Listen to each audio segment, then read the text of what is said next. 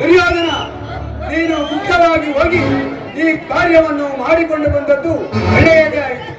ಆದರೆ ಕೃಷ್ಣನ ಬೇರೆ ನಾನೇ ಬೇರಾದ ಸಂಗತಿ ಅಸಂಗತವಾಯಿತಲ್ಲ ದುರ್ಯೋಧನ. ಕೃಷ್ಣನು ಅರ್ಜುನನ ಪಕ್ಷ ವಹಿಸಿದವ. ನಾನು ನಿಮ್ಮನ್ನು ನಿಮ್ಮ ಯಾದವ ಬಲವನ್ನು ಅಪೇಕ್ಷಿಸಿದನು. ದುರ್ಯೋಧನ, ನೀನು ಕೃಷ್ಣನ ಬಳಿಗೆ ಹೋದ ವಿಚಾರವೇನಾಯಿತು? ನಾನು ಗುಪ್ತವಾಗಿ ಮಂತ್ರಾಲೋಚನೆಯನ್ನು ಮಾಡಿ ನಾನೇನು ಬಹು ರಹಸ್ಯವಾಗಿಯೇ ಹೋದೆನು. ಆದರೆ ನಾನು ಹೋಗುವ ವಿಚಾರ ಆ ಪಾಂಡವರಿಗೆ ಹೇಗೆ ತಿಳಿಯುತ್ತೋ ಏನೋ ಕಾಣೆ. ನಾನು ಹೋಗುವುದಕ್ಕೂ ಆ ಅರ್ಜುನನು ಬರುವುದಕ್ಕೂ ಒಂದೇ ಆಯಿತು. ಕೃಷ್ಣನು ಅರ್ಜುನನಿಗೆ ಸಹಾಯ ಮಾಡುವುದಾಗಿ ವಾಗ್ದಾನಿಸುತ್ತಿರುವುದು. ನೀವು ನಮಗೆ ಸಹಾಯ ಮಾಡಿದರೆ ನಮ್ಮನ್ನು ಎದುರಿಸಬಲ್ಲ ವೀರರು ಶೂರರು ನಾವು ಇಲ್ಲದಂತಾಗುವುದು ದೇವ. ದುರ್ಯೋಧನ, ಕೃಷ್ಣನು ಆಯುಧವನ್ನು ಹಿಡಿಯುವಂತೆ ನಮ್ಮ ವಿಚಾರವನ್ನು ಸ್ಥಿರಪಡಿಸಿಕೊಂಡು ಬಂದಿರಬೇಕಾದರೆ? ಹೌದು ಗುರುದೇವ, ಸ್ಥಿರಪಡಿಸಿಕೊಂಡೇ ಬಂದಿರಬೇಕು. ಹಾಗಾದರೆ ನಿನ್ನ ದೈವ ಖಂಡಿತ ಮಧ್ಯ ದೇಶಾಧಿಪತಿಯಾದ ಶಲ್ಯನನ್ನು ನಿನ್ನ ಸೈನ್ಯಕ್ಕೆ ಬಲಪಡಿಸಿಕೊ. ಕೃತವರ್ಮನನ್ನು ಸೈನ್ಯ ಸಮೇತ ನಿನ್ನ ಜೊತೆಯಲ್ಲೇ ಕರೆದುಕೊಂಡು ಹೋಗು. ಆದರೆ ದಳಪತಿಯ ವಿಚಾರವನ್ನು ಮಂತ್ರಾಲಯದೊಳಗೆ ತರಬೇಡ. ಹೋಗಿ ಬಾ ವೀರವರ, ನಿನಗೆ ಶುಭವಾಗಲಿ. ಧನ್ಯನಾದೆ ಗುರುದೇವ, ಧನ್ಯನಾದೆ. ಪಾಂಡವರು ಪಾಂಡವರು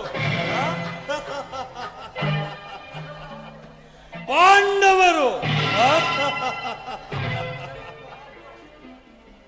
ರಾಜಸನ್ಯಾಸಿಯಾದ ಪಾಂಡವರಿಗೂ ಸರಸಿಯಾದ ಕುಂತಿಗೂ ದೇವತೆಗಳೆಂದು ಜನಿಸಿದರೆಂದು ಹೇಳಿಕೊಳ್ಳುವ ಪಾಂಡವರು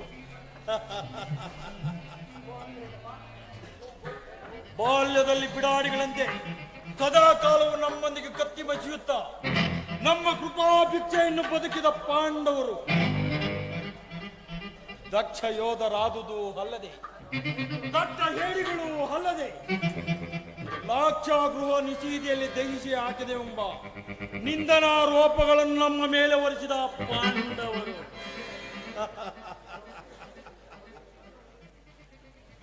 ಗುರುನಿಷ್ಠ ಗರಿಷ್ಠ ಜ್ಯೇಷ್ಠ ನೆನೆಸಿದ ಧೃತರಾಷ್ಟ್ರನ ಜ್ಯೇಷ್ಠ ಪುತ್ರ ನಾನಿರುವಾಗ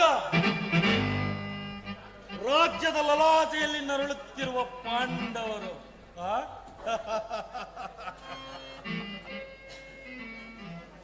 ಕುಟಿಲ ನಿತಾಯ ಕುಕ್ಷಿಕ ಬುದ್ಧಿಯೊಂದಿಗೆ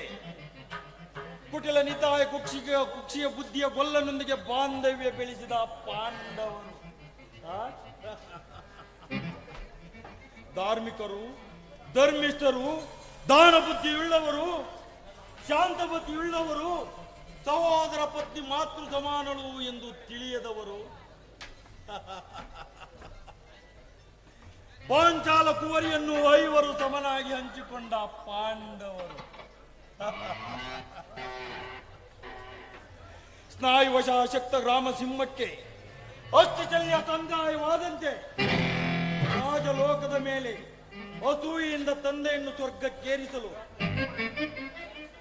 ರಾಜಸೂಯ ಮಹಾಯಾಗವನ್ನು ಮಾಡಿ ನಮ್ಮನ್ನು ಹಣಕಿಸಿ ಅಪಮಾನ ಮಾಡಲೆತ್ತಿಸಿದ ಪಾಂಡವರು.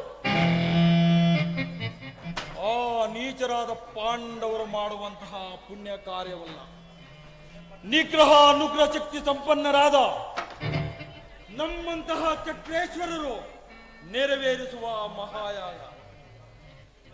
ಹಕ್ಕಿಯು ಆಕಾಶದಲ್ಲಿ ಹಾರಿದರೆ ಗುರುತ್ಮಂತನಾಗಲು ಸಾಧ್ಯವೇ?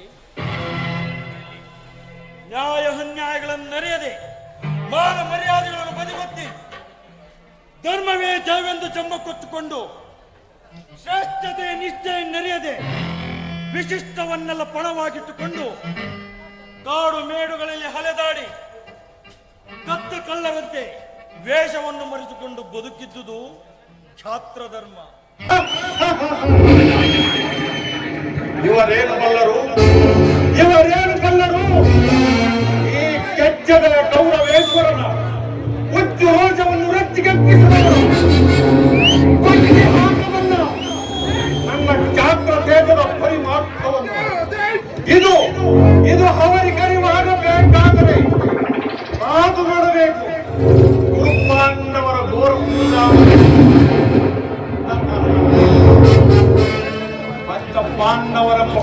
ಕೀಟಗಳ ಹೊಂಡ ಮುಂಡಗಳ